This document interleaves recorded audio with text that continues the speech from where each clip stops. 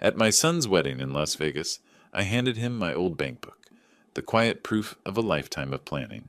He laughed, called me a loser, and threw it in the trash. I smiled and walked away. What he didn't know was how brutally expensive that moment of arrogance would become. Before continuing, subscribe to the channel and write in the comments what time it is in your region right now. My name is Ralph Stewart. I'm 68 years old, living in Phoenix, Arizona. Spent 35 years as an insurance agent with State Farm before I retired.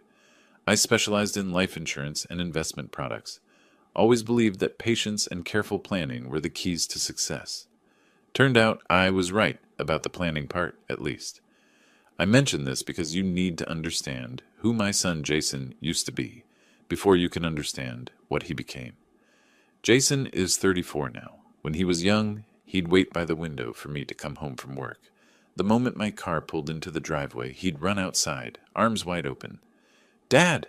Dad! Tell me about your day!" he'd shout, genuinely interested in the mundane details of insurance policies and client meetings. That boy is gone. The change started 3 years ago when Jason met Ashley Webster. She's an Instagram influencer, or that's what she calls herself. From what I can tell, it means she takes pictures of herself in expensive places and calls it work. Beautiful woman, I'll give her that. But there's something cold behind those perfectly made-up eyes. Something calculating. Within 6 months of dating her, Jason started making comments. Little things at first. "Dad, your house is kind of small, isn't it?" Or, "I was telling my friends about your career, but honestly, insurance sounds pretty boring." The word stung, but I told myself it was just youth talking. Just a phase. A year ago, he refused to come for Thanksgiving. "Dad, we're going to Ashley's parents' place. They have this incredible estate in Scottsdale. You understand, right? Your place is just, well, it's not really set up for entertaining." I understood, all right. Ashley's parents, Roderick and Patricia Webster, own a chain of car dealerships across Arizona. They're the kind of wealthy that's loud about it. Roderick wears his success like a billboard. Patricia judges everyone who makes less than she does, which is just about everybody. The wedding was their show from start to finish.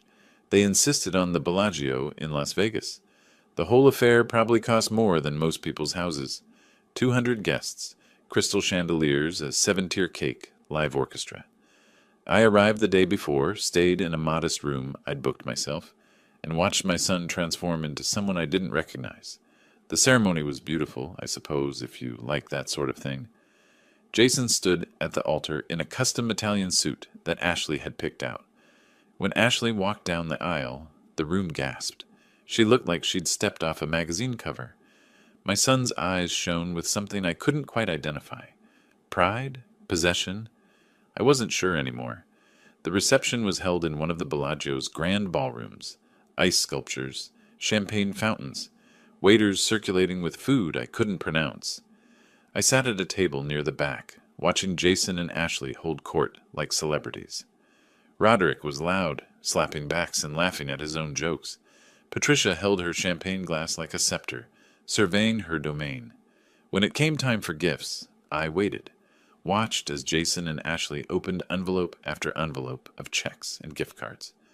Ashley squealed appropriately at each one, though I noticed she barely glanced at amounts under $500. Finally, Jason called out, "Dad, come on up." I walked to their table, aware of every eye in the room on me. My suit was 10 years old, but clean and pressed. I'd worn my best tie. In my hands, I held a simple cream-colored envelope. Jason took it with a smile that didn't quite reach his eyes. Ashley leaned in close as he opened it.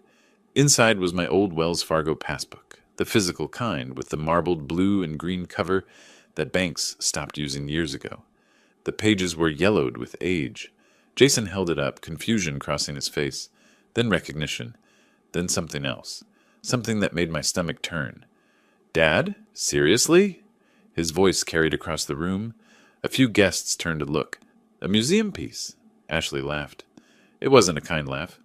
"Oh my gosh, Jason, is that one of those old bank books? My grandmother had one of those." Roderick's voice boomed from the next table. "Ralph, you could have at least written a check instead of this garbage." The room's attention was fully on us now. Jason looked around, seemed to feed off the crowd's energy. He stood up, holding the passbook between two fingers like it was contaminated. "You know what, Dad?" His voice was loud now, performance mode. "I'm tired of pretending, tired of making excuses for you. This," he held up the passbook, "this is exactly what you are. Outdated, irrelevant, a relic." He walked to the decorative fountain in the corner of the room, the one with the ice sculpture of intertwined wedding rings. With a theatrical flourish, he dropped the passbook into the trash bin next to it. "Garbage from a failure belongs in the trash." The room erupted in laughter. Not all of it, but enough. Ashley clapped her hands together, delighted. Roderick raised his glass in approval. Patricia smiled behind her champagne flute. I stood there, frozen as the laughter washed over me. Something inside my chest pulled tight, and then snapped. Not with a bang, but with a whisper. A quiet, final breaking. I looked at my son, really looked at him, saw the stranger he'd become. I walked to him slowly. The room quieted, perhaps expecting a scene. Instead, I placed my hand briefly on his shoulder. He flinched slightly, unsure. "Interesting, Jason," I said quietly. Only he could hear me. "Very interesting." I turned and walked toward the exit. Behind me, the party resumed. Music swelled. Conversation picked up. It was as if I'd never been there at all. As I reached the ballroom doors, I heard Ashley's voice carry across the marble floor. "Finally, the old ruin understands his place." I kept walking. The taxi to McCarran Airport smelled like artificial pine and old cigarettes. The driver tried to make small talk about the Vegas shows, but I wasn't listening. I stared out the window at the neon lights bleeding into the dark desert sky, and I let myself remember. Jason, at 7 years old, bringing me his report card. Straight A's. The pride on his face when I put it on the refrigerator.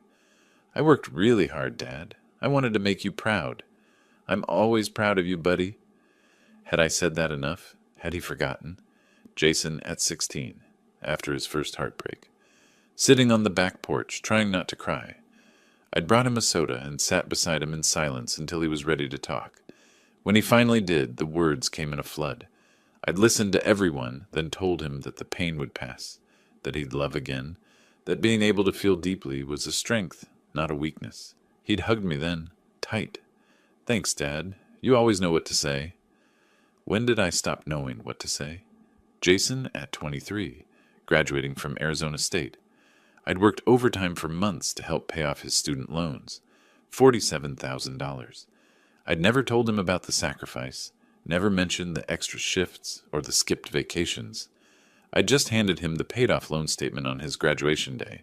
He'd cried, actually cried. "Dad, I can't believe you did this. I'll pay you back, I swear."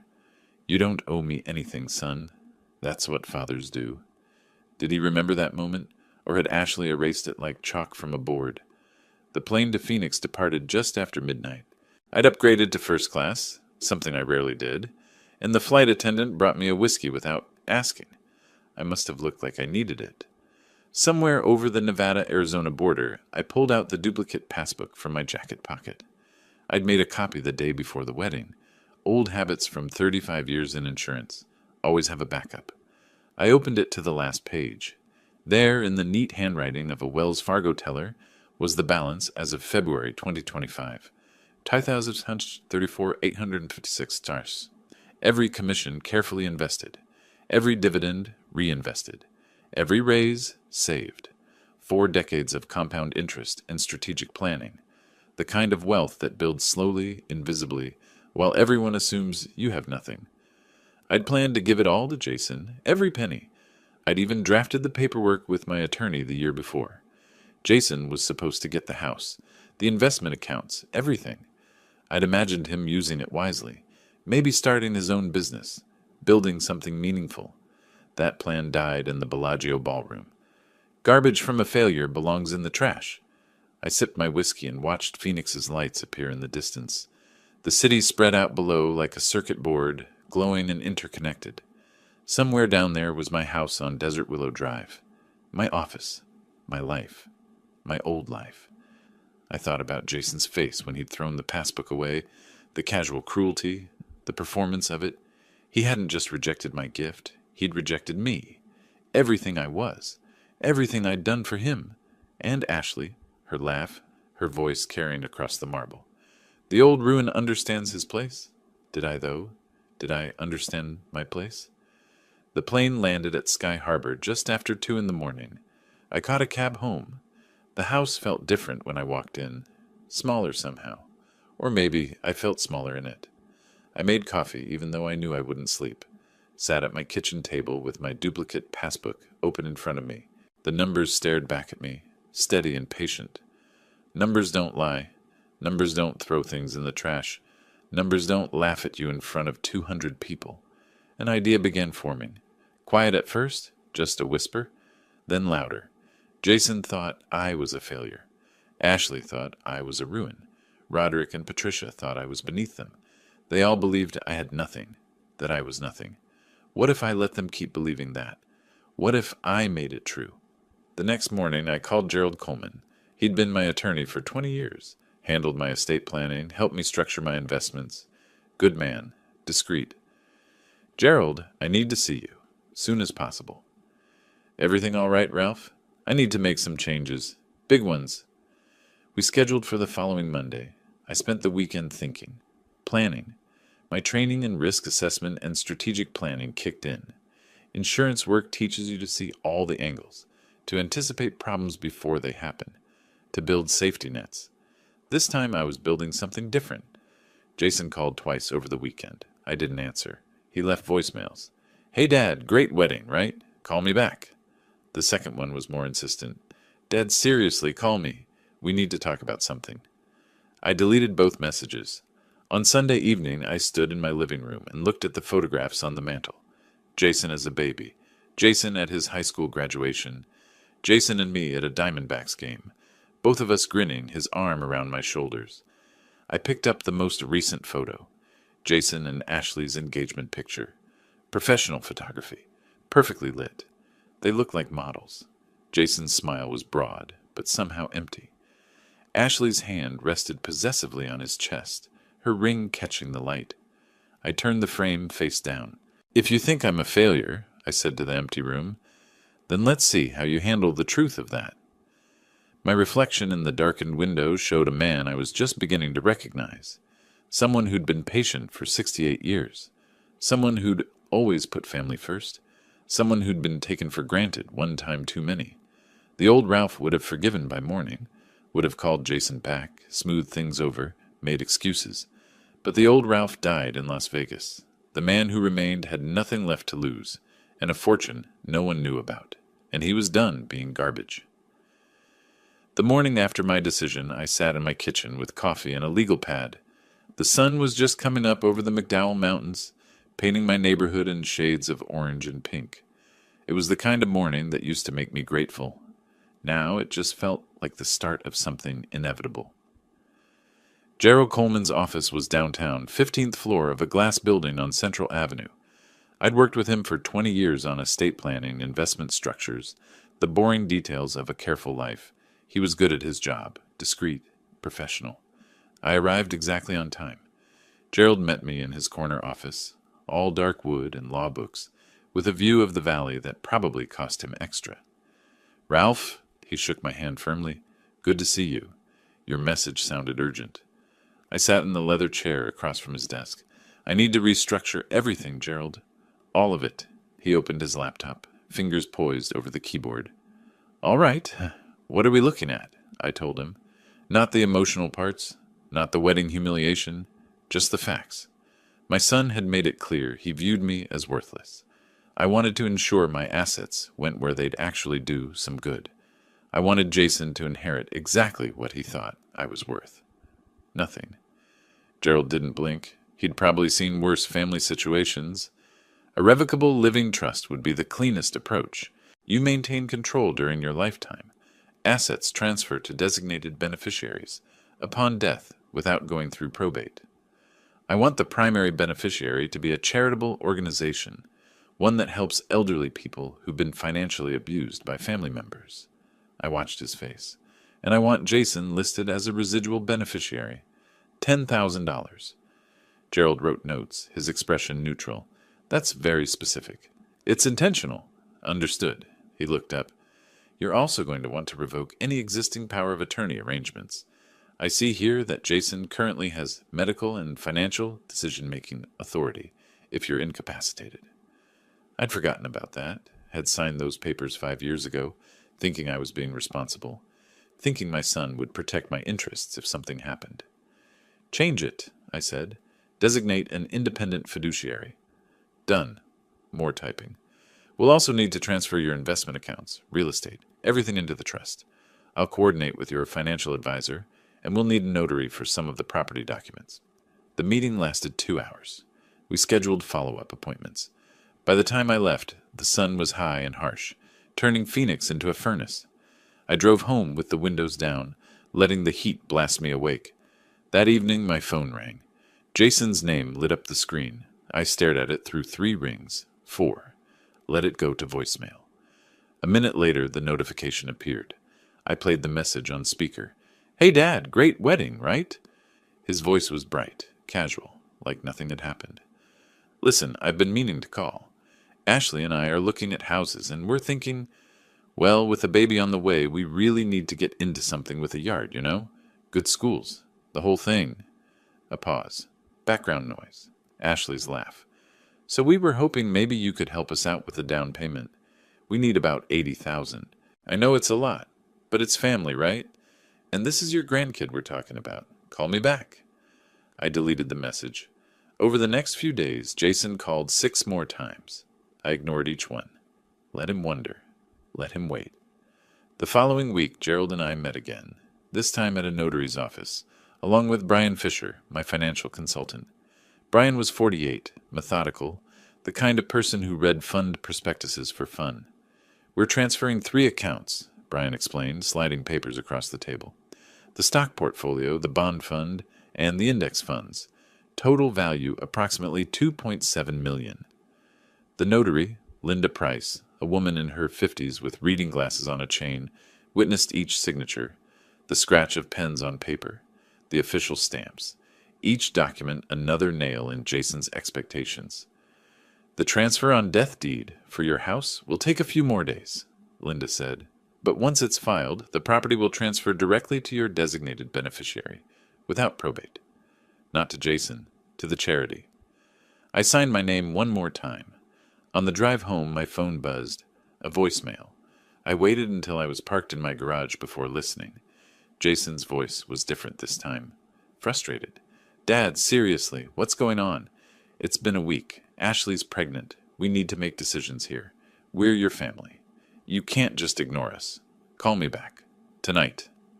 I saved the message this time. Evidence of his entitlement, his assumption that I owed him anything. The next evening, I finally answered his call. "Dad, finally!" Jason sounded relieved. "Listen, about the house. Jason, I'm a retiree on a fixed income. My pension is $2,850 a month. I don't have $80,000 to give you." Silence. Then, "What? But you worked for 35 years. You have to have savings, retirement funds, something." "Those savings paid for your education at Arizona State University. Remember? $47,000 in student loans that I cleared for you." More silence. I could almost hear him processing, recalculating. Yeah, but that was years ago. You've been working since then."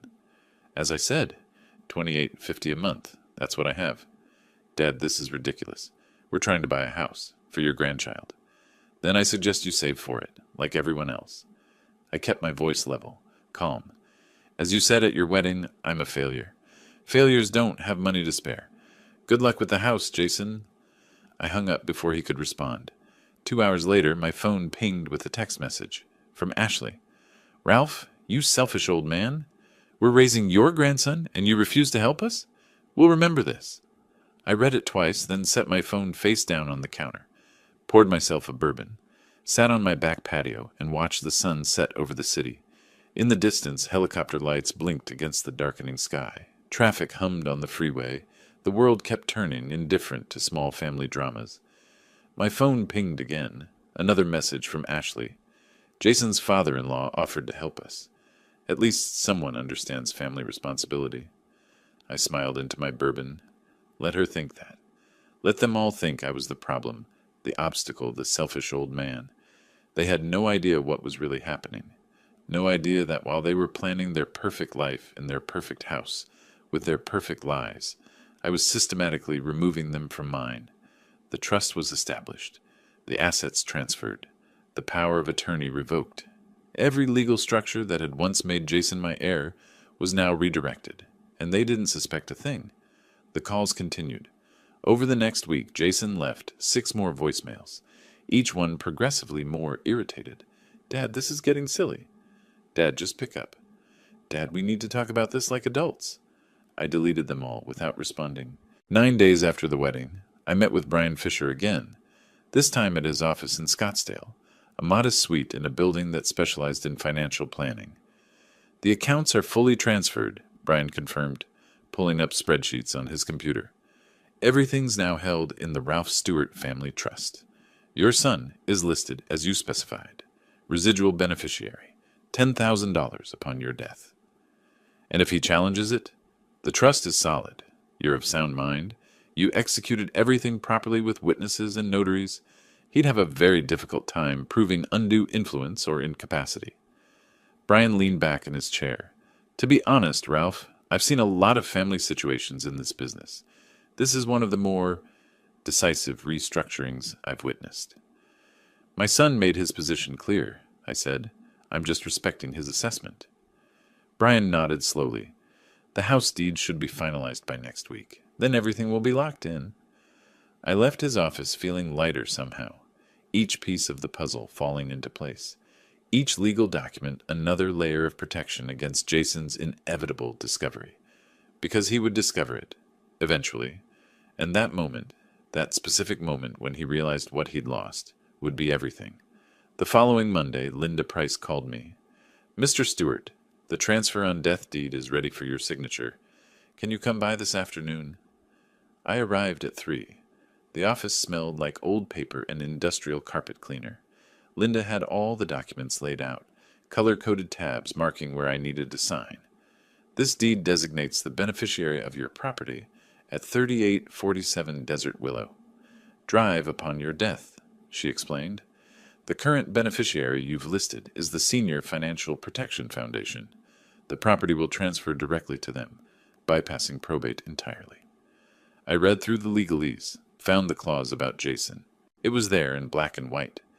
Jason Michael Stewart is expressly excluded from any claim to this property. And this is legally binding? I asked. Absolutely. Arizona allows property owners complete discretion in naming beneficiaries. As long as you're competent and acting of your own free will, which you clearly are, no one can challenge this. I signed my name in 4 places. Linda notarized each signature, her stamp making that satisfying thunk on the paper. All filed, she said, sliding a copy into a folder for me. Your estate is now structured exactly as you specified. I drove home slowly, taking the long way through neighborhoods I'd lived in for decades, past the park where I'd taught Jason to ride a bike, past the school where he'd attended kindergarten, past the ice cream shop where we'd celebrated his good report cards. All those memories felt distant now, like they belonged to different people. At home, I made dinner. Grilled chicken, rice, steamed vegetables, the same meal I'd made 1,000 times. But tonight, it tasted different, cleaner somehow. My phone rang while I was washing dishes. Jason, again. I considered ignoring it, then changed my mind. Answered. Finally! Jason's voice exploded through the speaker. Dad, what is your problem? It's been 2 weeks. I told you my situation, Jason. I don't have money to give you. That's impossible. You worked your entire adult life. You have to have something saved. A retirement account, investments, something. I have my pension, $2,850 a month. No. His voice went hard. I don't believe you. There's no way you're that broke. Where did all your money go? I dried my hands on a dish towel, taking my time. You want an itemized list? Yes. Your education, $47,000. Your car when you graduated, $12,000. The furniture for your first apartment, $6,000. The security deposit when you lost your job that time, $3,000. Should I continue? Silence. I spent my money on you, Jason, on building the life you now have. And at your wedding, you threw my gift in the trash and called me a failure. So no, I don't have $80,000 lying around. I don't have anything lying around because I gave it all to you already. Dad, that's not. He struggled for words. That was different. That was helping me start my life. And now you're started. You have a job, a wife, a life. You don't need me anymore. You made that very clear. That's not what I meant at the wedding. It was just the champagne, the moment. Interesting sense of humor you have. I kept my voice flat, emotionless. Give Ashley and the baby my regards. I hung up. For a long moment, I stood in my kitchen, phone in hand. Then I walked to my living room and looked at the photographs again. Jason as a child, full of love and trust. Jason as a teenager, still believing in his father. Jason as a young man, just beginning to change. I turned them all face down, one by one. That's when I understood exactly how to repay them. Not with anger, not with confrontation, but with silence, with absence, with the cold, hard truth of consequences. They wanted to treat me like garbage? Fine. Garbage disappears quietly, leaving nothing behind. And that's exactly what I would become to them. A void where their inheritance used to be, discovered only after it was far too late to repair the damage they'd done. The next 2 weeks brought silence. No calls from Jason, no texts from Ashley. I went about my days with an odd sense of peace, grocery shopping, working in my small garden, taking evening walks around the neighborhood. Spring in Phoenix meant warmth without the brutal summer heat. The jacaranda trees were blooming purple along my street. Then, on a Saturday afternoon, my doorbell rang. I wasn't expecting anyone. Through the window, I saw Jason's car in my driveway. When I opened the door, both he and Ashley stood on my porch. Ashley had one hand pressed against her stomach, the other gripping Jason's arm. Her face looked pale, strained. Dad. Jason's voice was different, softer, almost pleading. Can we come in, please? I stepped aside. They entered, Ashley moving slowly, dramatically. She lowered herself onto my couch like every movement caused discomfort. Are you all right? I asked, though I suspected theater when I saw it. Morning sickness, Ashley said weakly. It's been terrible. The doctor says it's one of the worst cases of toxemia he's seen. Toxemia, the medical term designed to sound serious. I nodded, said nothing. Jason sat beside her, his hand on her knee. Dad, I owe you an apology, a real one. What I said at the wedding, it was inexcusable. I was showing off, trying to be funny for the crowd. But it was cruel. I'm sorry. I see. Ashley's pregnant, as you know. We've been looking at houses, but everything in a decent school district costs so much. We really need your help, Dad. Not just for us. For your grandchild. I looked at Ashley, noting how her hand remained protectively over her abdomen, how her eyes watched me, calculating. I'd seen that look before on clients trying to manipulate a claim. Jason, I told you my situation. I live on $2,850 a month. But you must have something saved. His voice cracked slightly. 35 years at State Farm. There has to be a pension fund, a 401k, something. Those savings went to your education. $47,000 in student loans that I paid off. Remember? Ashley's expression shifted. The vulnerability dropped for just a moment, replaced by something harder. That's typical manipulation, throwing the past in someone's face. I'm stating facts, not manipulating. Ralph, you're being toxic. She straightened slightly, the illness apparently forgotten in her anger. We're trying to build a life, raise a family, and you're hoarding whatever you have like some bitter old man. I stood up. I think it's time for you to leave. Jason rose too, his face flushed. Dad, please. I don't have $80,000. I don't have $40,000. I don't have anything beyond my pension. If that makes me inadequate in your eyes, so be it. You already decided that at your wedding. They left. Ashley slammed my front door hard enough to rattle the frame. I returned to my chair and picked up my book, but I couldn't focus on the words. 6 days later, another knock. This time, Roderick and Patricia Webster stood on my porch. Roderick wore expensive casual clothes, the kind that cost $300, but were designed to look effortless. Patricia had her arms crossed, her face already arranged in judgment. Ralph? Roderick extended his hand. I shook it briefly. Mind if we come in, just for a minute? I let them in because I was curious what new approach they'd try. Roderick settled into my armchair without asking, claiming the space. Patricia remained standing, inspecting my living room like an appraiser at an estate sale. Look, Ralph, let's be adults here. Roderick leaned forward, elbows on his knees. My daughter is carrying your grandchild. Jason is family now. I'm willing to put up $40,000 for their down payment, if you match it. Fair deal, don't you think? I appreciate the offer, but I can't afford it. Can't or won't? Both. Patricia made a small, disgusted sound. You know what, Ralph? You've always been a burden to this family. Thank goodness Jason has us. A burden, I repeated. Interesting choice of words. Patricia, honey. Roderick raised a hand. No. She turned to face me fully. Someone needs to say it. You're selfish. You're petty. And you're punishing your son because he hurt your feelings at his wedding. Grow up? I stood. I think we're done here.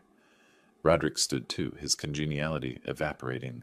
You'll regret this, Ralph. Family doesn't forget. After they left, I checked my email. There it was, a message from Jason.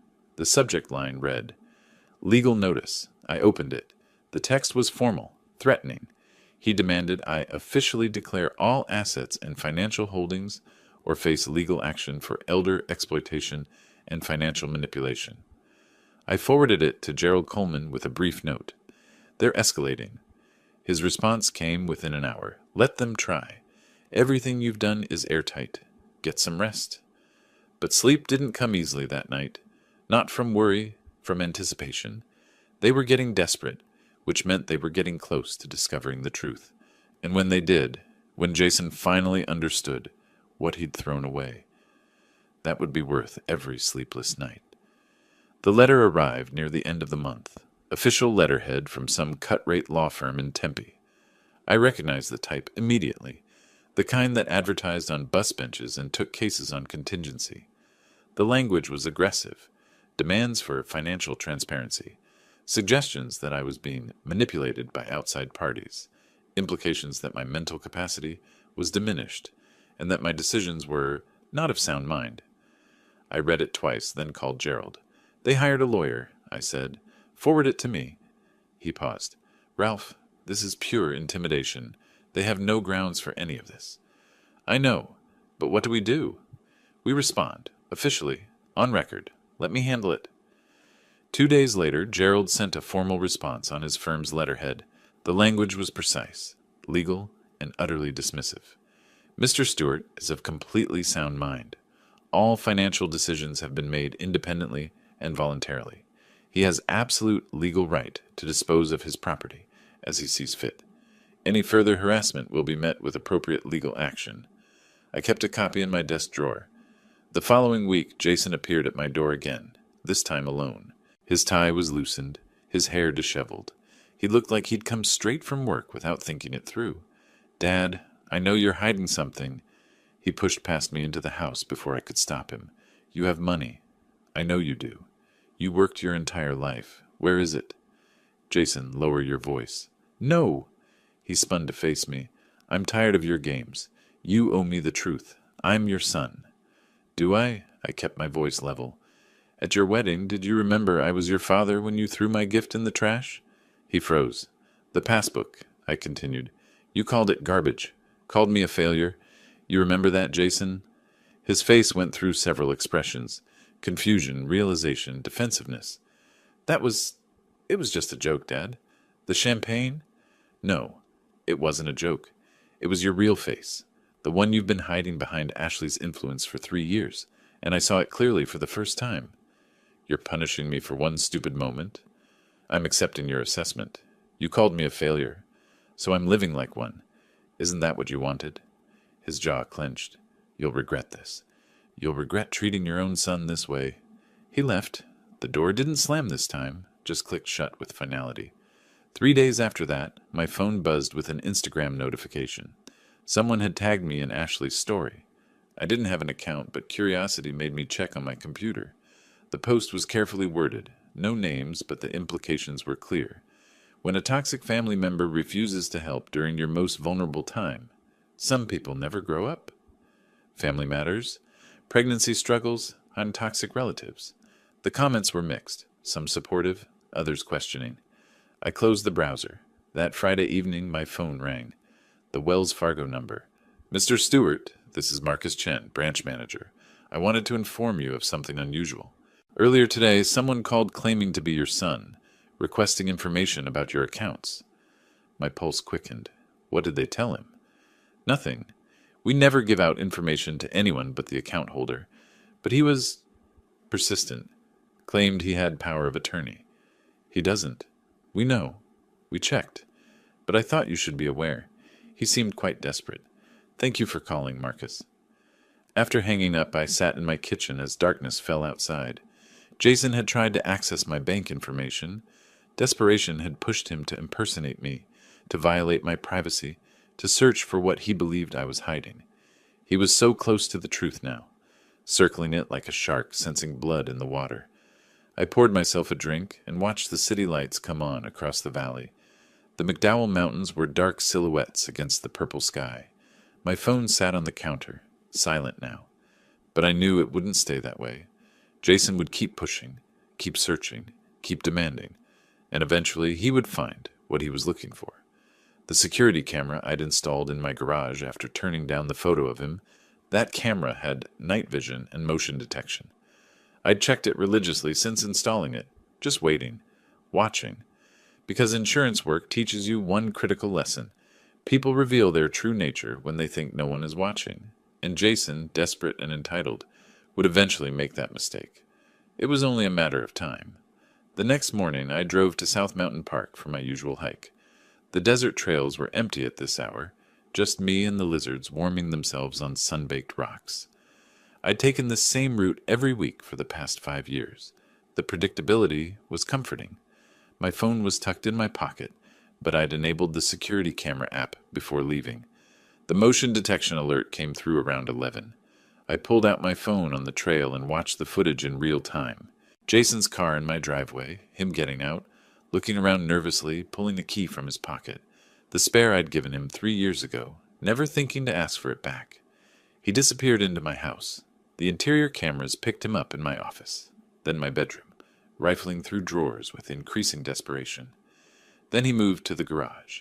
I watched him find the cardboard box on the metal shelving unit, the one I'd deliberately left accessible. Inside were old financial documents, tax returns, investment statements, and tucked between them the duplicate passbook. Even through the grainy camera footage, I could see his hands shaking as he opened it, could see him freeze when he reached the last page, the page where I'd written in clear handwriting, "Current balance, 2,134,856, transferred to RLS Family Trust, per instructions dated March 27, 2025. He pulled out his phone, took photos. His mouth was moving, calling someone. Ashley, probably. I couldn't hear the words, but I could imagine them. He put everything back, not quite as carefully as he'd found it, rushed out of my garage into his car and drove away fast enough to leave rubber marks on my driveway. I sat down on a boulder and replayed the footage twice more. There was something deeply satisfying about watching him discover the truth, about seeing the exact moment he realized what he'd thrown away. That evening my phone rang, Jason's name on the screen. I let it ring 3 times before answering. "Hi, Dad. How are you?" His voice was too bright, too casual, fake. "I'm well. Listen, I've been thinking. About the wedding, about everything I said. I was completely out of line. I want to apologize. Really apologize. Maybe we could have dinner? Talk things through? Jason, is there something you want to tell me?" A pause. "What do you mean?" "Something you want to say. About today, perhaps." Another pause, longer this time. I'm not sure what you mean." "Interesting." I let the word hang there. "You know what else is interesting? I have cameras in my garage now. Motion activated. High definition." The silence on the other end was absolute. "You were at my house today," I continued, "while I was hiking. You used your spare key to enter my home without permission. You searched through my private documents. Found something unexpected, didn't you?" "Dad, I can explain." "No need. I saw everything. The question is, what are you going to do with that information?" I needed to understand. You needed to confirm I was hiding money from you. And now you know I wasn't lying about having something. I just wasn't lying in the way you expected. His voice changed. dropping the pretense. "You have almost $3 million, and you told me you lived on $2,800 a month. You lied to my face." "I told you my pension was $2,850 a month. That's true. I never said I had nothing else. You made assumptions based on what you wanted to believe. The trust. You created it after the wedding." "Correct. After you threw my gift in the trash and called me a failure. So this is revenge. You're cutting me out to punish me.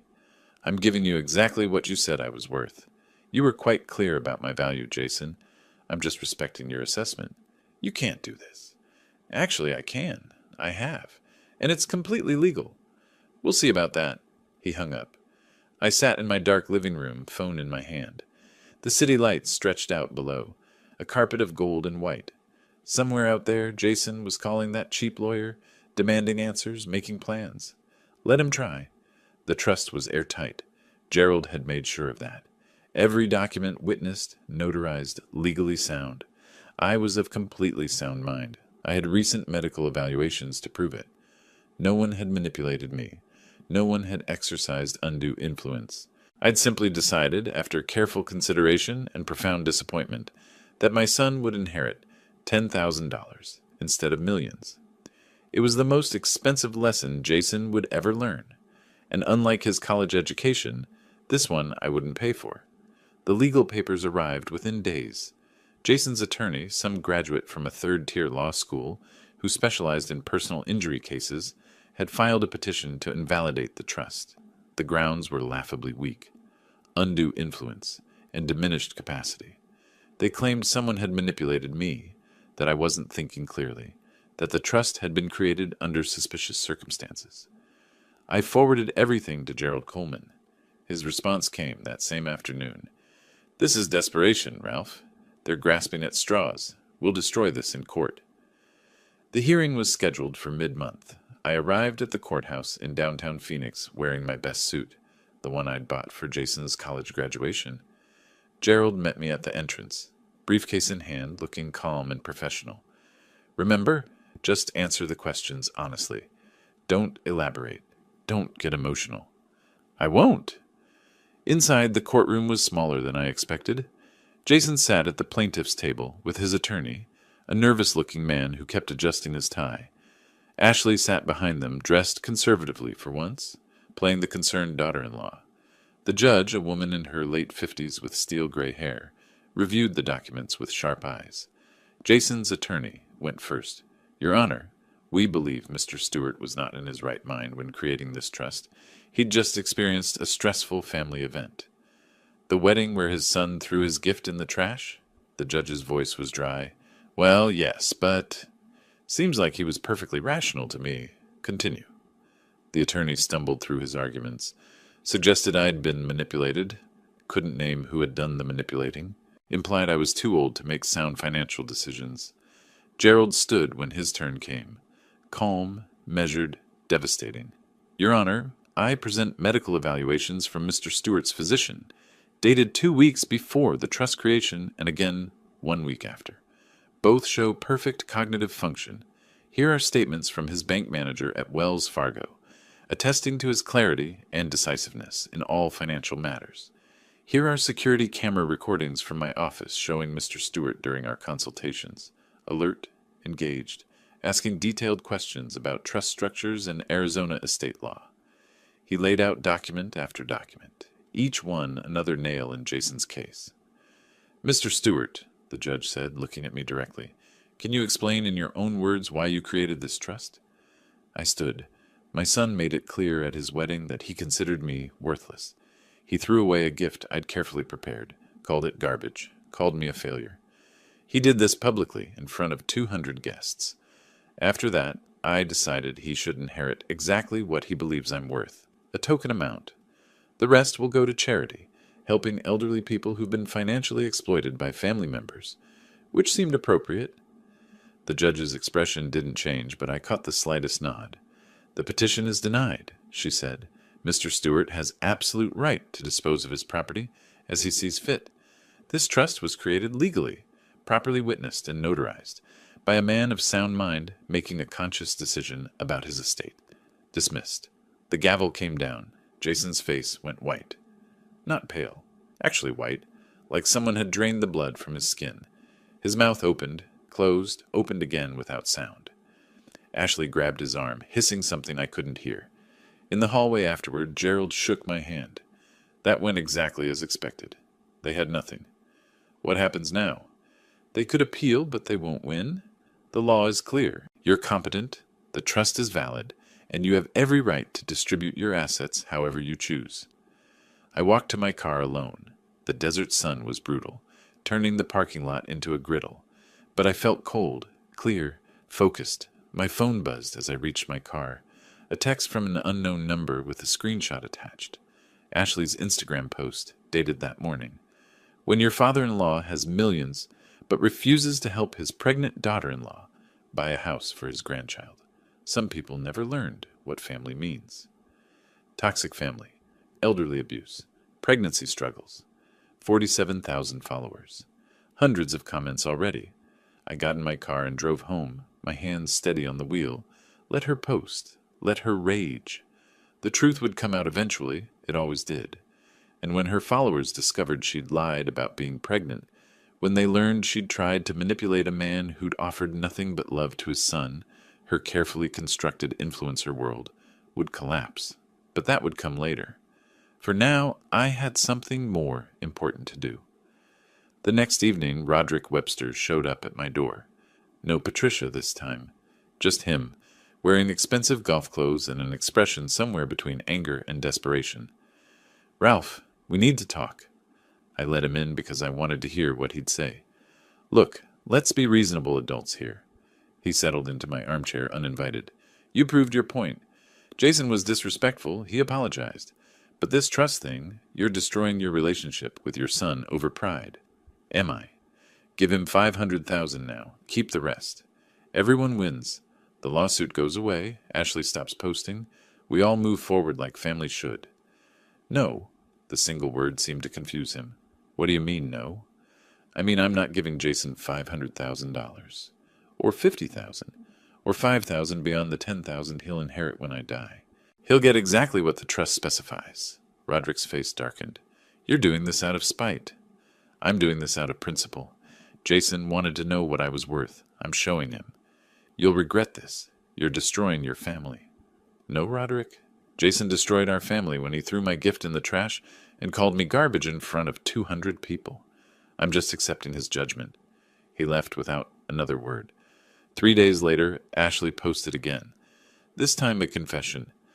"I need to be honest with my followers. I'm not actually pregnant. I claimed I was because I was desperate to reunite our family. It was wrong. I'm sorry." The comments exploded. Followers calling her manipulative, accusing her of elder abuse, demanding refunds for products she'd endorsed. By week's end, she'd lost 12,000 followers and 2 sponsorship deals. The mask was slipping, and everyone could see what was underneath.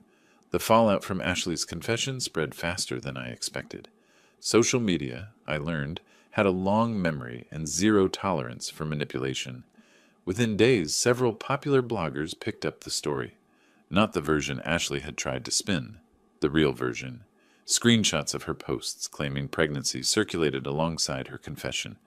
Comments sections filled with accusations. Financial abuse of the elderly, manipulative behavior, entitlement syndrome. One blogger with 300,000 followers dedicated an entire video to influencers who faked pregnancies for sympathy. Ashley's perfectly curated Instagram feed became Exhibit A. The numbers told the story. 47,000 followers became 35,000, then 32,000. Sponsorship deals vanished. The skincare company dropped her. The lifestyle brand that had paid her to post about their products issued a statement distancing themselves from individuals who engage in deceptive practices. I watched it happen from my quiet house in Phoenix, sipping coffee on my patio while the August heat turned the city into a griddle. Jason, meanwhile, faced his own reckoning. He'd always been careful about his public image, professional, polished, the kind of sales manager who posted motivational quotes on LinkedIn and attended every company mixer. But Ashley's social media campaign had made him visible in ways he'd never intended. His boss, a woman named Margaret Chen, who ran the Southwest Division, called him in for a meeting. Jason told me about it later, during one of our final conversations before everything changed. She showed me Ashley's posts, he said, his voice hollow.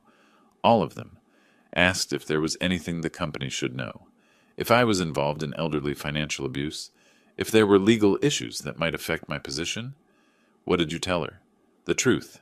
That my father has millions and refuses to share it. That I'm trying to protect my inheritance. He laughed, bitter and broken. She looked at me like I was something she'd stepped in. Said maybe I should focus on earning my own money instead of counting my father's. The words must have stung. Jason had built his entire self-image on success, on being better than his upbringing, on surpassing me.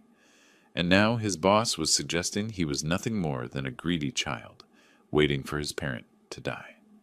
3 weeks after the court hearing, he appeared at my door. I almost didn't recognize him. The expensive suit was gone, replaced by jeans and a wrinkled shirt. His hair needed cutting. His eyes were red-rimmed, like he hadn't slept in days. "Dad, can I come in?" I stepped aside. He sat on my couch, the same couch where he'd once done homework while I made dinner, where we'd watched football games and argued about plays, where we'd been father and son instead of enemies. "I messed up," he said. No preamble, no excuses. "I know that now. Ashley's leaving me. She already moved out, went back to her parents' house, said there's no point staying with someone who won't inherit anything." I said nothing, just waited. "Her parents won't talk to me either? Roderick told me I'm not welcome in their house anymore." "I'm damaged goods," he said. "Poor investment." Jason's hand shook. "That's what they think of me. What she thinks. A bad investment. And what do you think?" "I think I'm exactly what you said. A man who sold his soul for the wrong reasons and lost everything that mattered."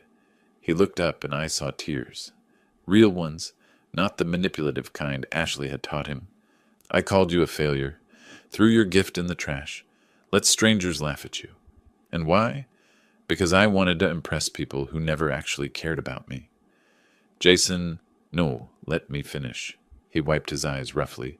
"You paid for my education. $47,000. Never asked me to pay it back. Never held it over my head. You just did it.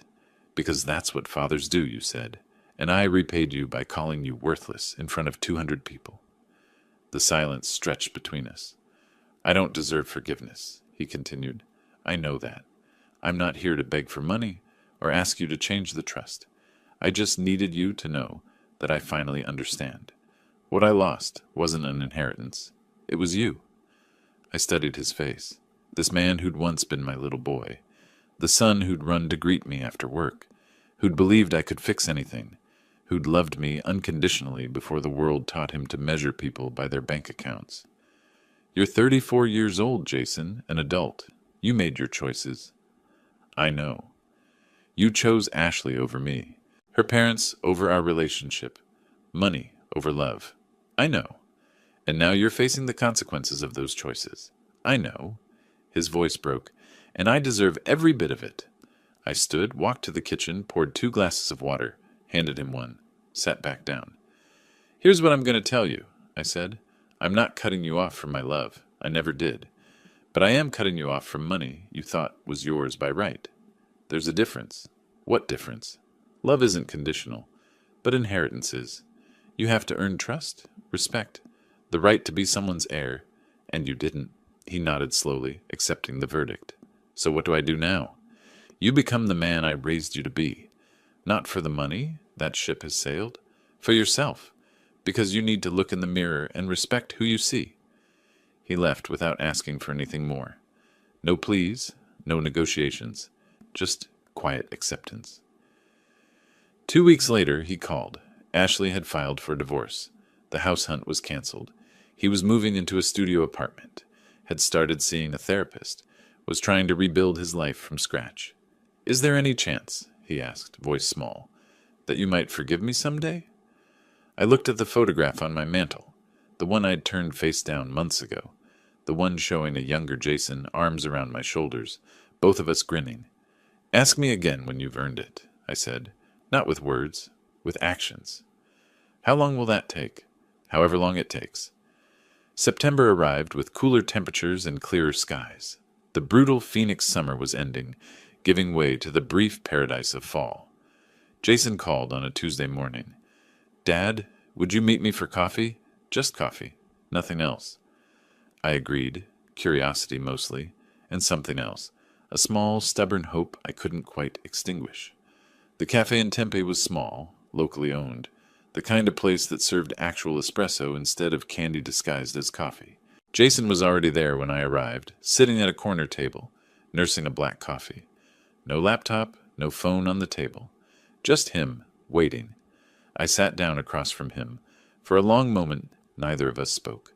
"I'm not here to ask for money," he finally said, "or to beg you to change the trust. I just wanted you to know something." "What's that?" "I understand now. Not about the money. I mean, I understand that too, but that's not the important part. I understand about respect, about value, about what I threw away when I threw away that passbook." He reached into his bag and pulled out something wrapped in cloth, unfolded it carefully. The Wells Fargo passbook. Worn, stained, the blue and green cover faded with age. "I pulled it out of the trash that night," he said quietly, "after you left, after everyone stopped laughing. I don't know why. Maybe some part of me knew I'd made a terrible mistake. Maybe I couldn't leave it there. So I took it home, kept it in my desk drawer, looked at it sometimes when Ashley wasn't around." He slid it across the table. "I want you to have it back, not because it's worth anything. I know the account's been closed, transferred to the trust, but because I need you to know that I saved it. That even when I was being the worst version of myself, some tiny part of me remembered who you are, who we were." I picked up the passbook. The pages were yellowed, the binding loose. On the last page, my handwriting, the balance that had changed everything. "Keep it," I said, pushing it back toward him. "What?" "Keep it. As a reminder." "Of what?" "That true value isn't measured in account balances. It's measured in character, in how you treat people when you have power over them, in whether you choose love or money when you can't have both." His eyes filled with tears again. "I chose wrong." "You did, but you're learning. That's more than most people manage. Is there a chance—" He stopped, started again. "Is there any possibility that we could, I don't know, have coffee again sometime? Talk? I'm not asking for father-son relationship back. I know I destroyed that. But maybe, eventually, something." I looked at this broken man across from me, saw past the mistakes to the child he'd been, the good person he might still become. "We're having coffee now, aren't we?" "Yes, but that's a start. Let's see where it goes from there." Over the next weeks we met regularly, once a week, then twice. Not as father and son trying to reclaim what was lost. That was gone, transformed into something different. But as two men learning to know each other again, he told me about therapy, about recognizing patterns Ashley had exploited, about understanding how he'd measured himself by all the wrong metrics. I told him about the charity, about meeting some of the elderly people who'd been financially abused by their families, about how his inheritance would help them recover, rebuild, reclaim their dignity. "That's better than me having it," he said one afternoon. "I would have just bought a bigger house, maybe a second car, stuff that doesn't matter." "Maybe. Or maybe you would have built something meaningful. We'll never know now. Do you regret it? The trust? No. Do you?" He thought for a long moment. "I regret what led to it, but not the trust itself. I think I needed this. Needed to lose everything to understand what actually mattered." The trust remained unchanged. $10,000 for Jason upon my death. The rest to charity. I'd made my decision, and I stood by it. But I gave him something more valuable. Time. Attention. The chance to rebuild trust slowly, carefully, without the weight of millions distorting every interaction. When Thanksgiving came, I invited him to dinner. He arrived carrying a pie. "I made it myself," he said, almost shy. "First time I've ever baked anything. Pumpkin. I know it's traditional, but I thought, well, I wanted to contribute something I actually made instead of bought." We ate together at my small dining table. Just the two of us. No Ashley. No Webster family with their judgments and their money. No lawyers or court cases or Instagram posts. Just a father and son sharing a meal. "I have something for you," Jason said after dinner. He pulled out the passbook again. "I want to give this back. For real this time." I told you to keep it. I know. But I realized something. It shouldn't be mine. It was always yours. Your life's work. Your careful planning. Your sacrifice. I don't want it as a reminder of what I lost. I want you to have it as a reminder of what you built. Not just the money. Everything. Your integrity. Your principles. Your refusal to compromise your values, even when it cost you your relationship with your son. I took the passbook, held it in my hands. All those years, all those careful investments, all those choices that had led to this moment. You know what the real value of this passbook was? I asked. The money? No, the lesson that what you give freely out of love has value, that what you expect as entitlement becomes poison, that respect can't be bought, only earned. He nodded slowly. I'm learning that. Good, keep learning it. As he left that evening, he paused at my door. Dad, thank you. For what? For not giving up on me, even when I gave you every reason to. I watched him drive away into the desert night, his taillights disappearing into the darkness. The passbook sat on my mantel, back where it belonged. Not hidden away, not thrown in the trash, just there. A reminder of what had been lost and what, perhaps, might slowly be rebuilt. The trust remained unchanged. The money would go to charity. Jason would inherit his $10,000 and nothing more. But we would keep having coffee, keep talking, keep rebuilding something that looked different from what we'd had before, but might eventually be just as valuable. Not a father and son bound by expectation of inheritance, but two men bound by choice, by effort, by the slow work of earning back what had been thrown away. The passbook sat on the mantel, its pages filled with numbers that no longer mattered, because I'd finally taught Jason the most important lesson of all, that real value isn't measured in account balances, but in who you are when no one's watching, in what you do when you have nothing to gain, in whether you choose to be a person of character or a person of convenience. He'd chosen wrong once, but he was learning to choose better, and that, I thought, was worth more than any amount of money I could have left him.